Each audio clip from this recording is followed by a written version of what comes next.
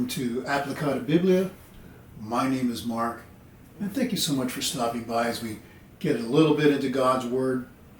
We are continuing in our series, Characters of the Bible, where we basically look at God dealing with different characters in a linear fashion. And we will cover the entire Bible, just not an in-depth study.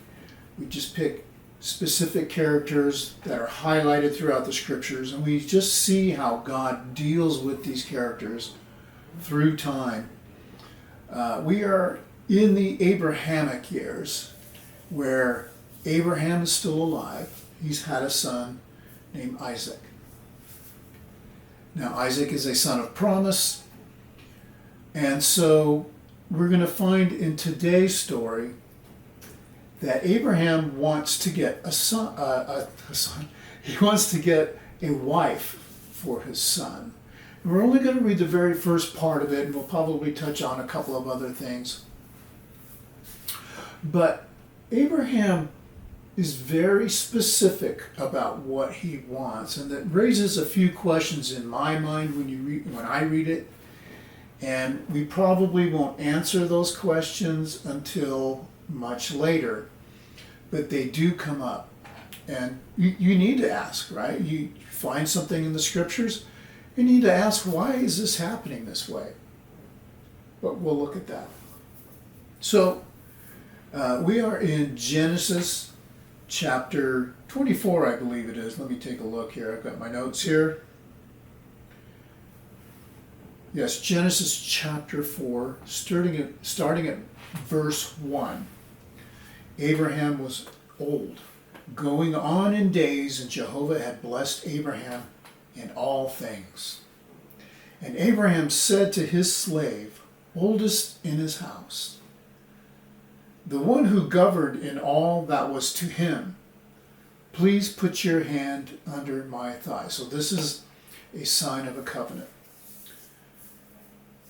And I will cause you to swear by Jehovah, God of the heavens and God of the earth, that you will not take a wife for my son from the daughters of the Canaanite, among whom I dwell. But you shall go to my country and to my kindred and take a wife for my son, for Isaac. And the slave said to him, perhaps the woman will not be willing to go after me to this land. Shall I indeed bring back your son into the land from out of which you came? And Abraham said to him, take heed for yourself that you do not take my son back there. Jehovah, God of heaven, who took me from the house of my father and from the land of my birth, and who spoke to me, but who swore to me, saying, I will give this land to your seed. He shall send his angel before you, and you shall take a wife from there for my son. And if a woman will not be willing to go after you, then you shall be clear from this oath of mine. Only do not take my son back there. And the slave put his hand under the thigh of his master Abraham and swore to him this thing. So when I'm teaching this class and I'm going over it with younger people, the one thing, there's so many things, believe me, but there's so many things in this passage. The one thing I want to get across is what faith is, and that is God has expectations of us and we just do them. That's what faith is. We believe in God. We can see here that Abraham has complete faith that God is going to take care of this, and he's sending his servant. So what happens in the story? The servant agrees, and he takes some other servants with him, and he takes these 10 camels, and he goes back to where Abraham started from, right? He goes to Nahor. Well, there's a few questions that I had in the beginning of all this. Why doesn't he want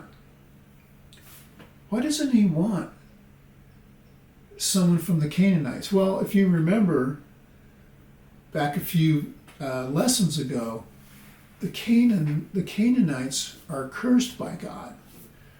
And so that might be part of it.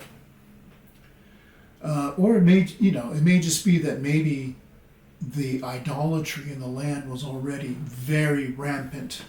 And this is something that Abraham, and I'm suspecting this is more likely the case, that idolatry was rampant and Abraham wanted his son to not have any sort of influence from somebody who was going to have that over him. So he sends him back to his own, his original dwelling. Well, we're going to find something very interesting later, a few stories from now, about that. But I think that probably has a lot to do with it, although maybe not. And we'll get into that more. So the big question is, of course, what's going to happen, right? What will happen if you're this servant and you're the most trusted servant of Abraham? And let's realize the influence of Abraham. Abraham is a well-respected person in this country. People like him. He's honest. He's good. He takes care of people. He takes care of the people whose land he dwells on.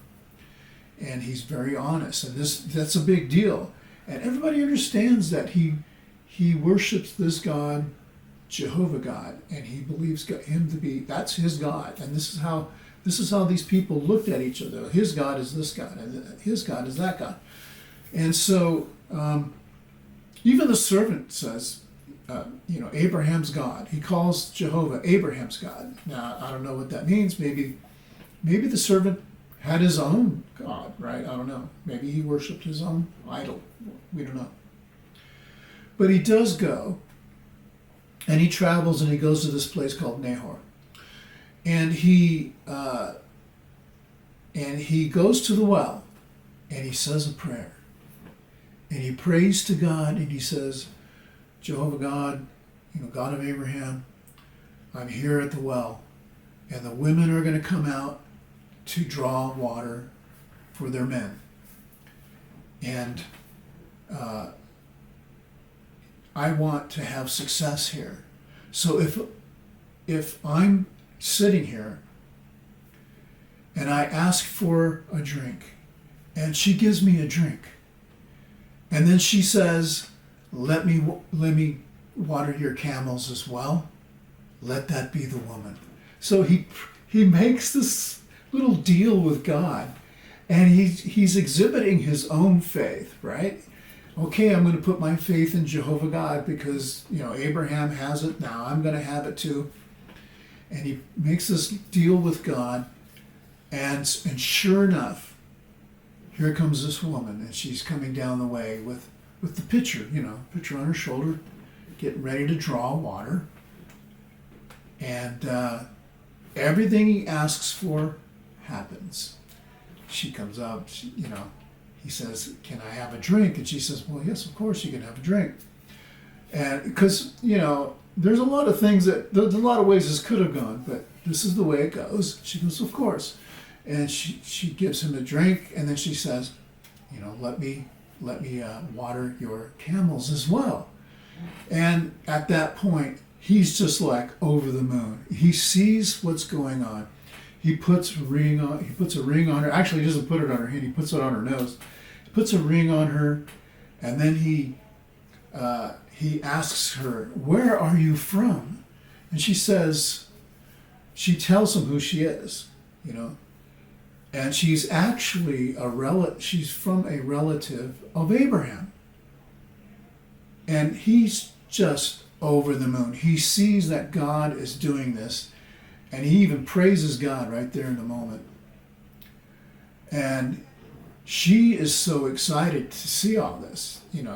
He's praising God, and he's done all these things for her, put all this jewelry on her, and he asks if he could stay at her place, and we can spend the night and maybe you could feed my camels? She goes, yes, yes, yes. And she's so excited. She runs off. She runs home to tell her family. And obviously they're very excited. And when the servant shows up, her brother Laban is there, and of course his father is there, and her mother and everything, and they're there to meet them and greet them, and they offer them a place, and get cleaned up. We'll put the camels away, and it's time to eat, kind of a thing. They set this food before them, before the servants, and the head servant says, okay, we can do this, but first we have to take care of some business. We can't continue until I tell you why I'm here. And he tells them the story. My master is Abraham, and he sent me to you to find a wife for his son Isaac, and here's what all these different things that happen, and this is from Jehovah God, and so that's why I'm here. What do you think? And they say, well, what do you mean, what do you think? If this is from Jehovah, what can we do? There's nothing to say. Take our daughter. Take my daughter and take her back with you. So everything is put into place, and he's just overjoyed about the thing. Well, he wants to leave the next day. And he says, as much, we need to go. And they say, oh, come on, just stay around 10 days and, then you can leave and take our daughter. And he says, no. He says, look, God has been with me up until now. I'm not going to take my chances is basically what he says. We're not going to do that. I need to take her now. And they say, oh, well, let's ask her, see what she says. So they call her in, they call in Rebekah, and Rebekah says, yes, I'll go with him. So there you go, and that's exactly what happened, and so she goes with them, and they leave, and she walks away from her life to be with a husband now, and of course, it isn't like what we think, marriages and things like that. It was different back in that day. And of course, things happen differently. So let me read the ending part of how it all unfolds with Isaac. It is a fairly romantic story in and of itself, because Rebekah herself is described as being very beautiful. So, this servant is like, man, I really did good. He's thinking, I'm bringing my master's son a beautiful wife of his family, just like he asked. And he's glorifying God this whole time. And that is the important part that we see about this. He's depending on God, and God is delivering. So let's read the last part of that chapter, starting at verse 51. They said, behold, Rebekah is before you. Take her and go, and let her become the wife of the son of your master, as Jehovah has spoken. And the slave brought out vessels of silver and vessels of gold and garments, and he gave to Rebekah, and he gave precious things to her brother, and to her mother. And her brother and her mother said, let the girl stay with us perhaps 10 days. Afterwards she may go. And he said to them, do not delay me, for Jehovah has prospered my way. Send me away, that I may go to my master. And they said, we will call the girl and ask of her mouth. And they called Rebekah and said to her, will you go with this man? And she said, I will go. And they called Rebekah and said to her, and they sent away their sister Rebekah and her nurse and Abraham's slave and his men. And Rebekah and her young women rose up, and they rode on the camels and went after the man. And the slave took Rebekah and went. And Isaac had come from the gate of the well of the living one, my beholder, and he was dwelling in the land of the Negeb. So he's traveling around with his dad. And Isaac had gone out to meditate in the field as it turned evening. And he raised his eyes and looked, and behold, camels were coming. And Rebekah lifted her eyes, and she saw Isaac. And she dismounted from the camel, and she said to the slave, "Who is this man walking in the field to meet us?" And the slave said, "It is my master." And she took the veil and covered herself. And the slave told Isaac all the things he had done. And Isaac brought her into the tent of his mother Sarah, and he took Rebekah, and she became his wife, and he loved her. And Isaac was comforted after his mother. So it indicates that Isaac's mother had died already, and he might have been, lonely for his mother, for female companionship, and Rebekah was able to fill some of that. But also, she was his wife, obviously. So that's the story. And so we see a story here where you have a guy who has no idea who God is, but he's seen who God is, right, through his master Abraham. And so he has an indication of what his master thinks about Jehovah God. And so that little bit of faith probably, has rubbed off on him year after year after year after year. And so it isn't no surprise to him too much that God is able to take care of this task. Now, when we look at all the things, these are all obviously acts of faith, right? These people have faith and they act on it, which reveals their faith. And Abraham, of course, is leading this whole thing. He's the one who's saying, you will go over here and you will find, he knows, you will find a daughter as a wife for my son. So he's leading the way in this faithfulness. And this is kind of, how things work even today. A lot of times we're around people, and as people know who we are as Christians, and we're acting out our faith every day.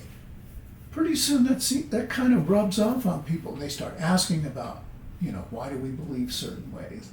And why do we act certain ways? Why don't we do certain things? Why don't you go to the bar with us after, that kind of thing?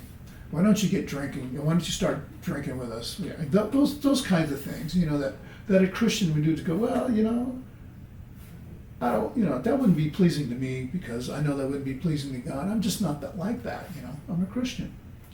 So those are the kinds of things that we see happening as far as being able, the power of showing our faith to others. The servant obviously has this great faith. He's so innocent in this. When you see him, I would suggest you read the whole story in chapter 24 of Genesis, where he's praying to God and he's making this deal. Like, if this happens, then then this happens, then let that be the girl. And he's just it's really an amazing story to me. It's very heartwarming. Now there is something that is going to come up later, and to me anyway, and this is one of the things that I think is very interesting, because I talked earlier about people having different gods, and Abraham sending the servant back to where he used to live, and it may not exactly be because they had the same God. Okay, and we're going to talk about that in the next generation when we're talking about Laban again. Okay, remember Laban? Okay, Rebekah's brother. We're going to talk about him again, and it may very well be that maybe they don't worship Jehovah there. So why is it that Abraham wanted him to go back there and not Canaan. If Canaan had issue with idolatry, that might have been one of the reasons. But maybe the reason was that he just wanted to keep it within the family in a certain way. And he felt more strongly about the lineage and all of that. I'm not sure. But all those things are striking, and we're going to see this come up again, especially with Laban. We'll find out that Laban is a very interesting fellow. And the idea that they would stay another 10 days will really, really resonate, okay, in the next generation. Okay, so it's interesting that, as I indicated, there are other things that could have happened here. You know, this guy could have said, "Hey, could you get a drink of water for me?" And maybe Rebekah would have said, "Who are you?" Now, it's not likely. You know, hospitality was a big deal back in those days. You know, and now a lot of times people would try and abuse women at the wells. We read about those kinds of things happening too. So it isn't like everybody was nice all the time. There were people that were not nice during those days. So Rebekah could have just run off. She could have just said, "No, I don't talk to strangers," and that would have been okay, you know, right? If anybody with a daughter knows, yeah, don't be talking to, you know, men, come on. But Rebekah shows hospitality here.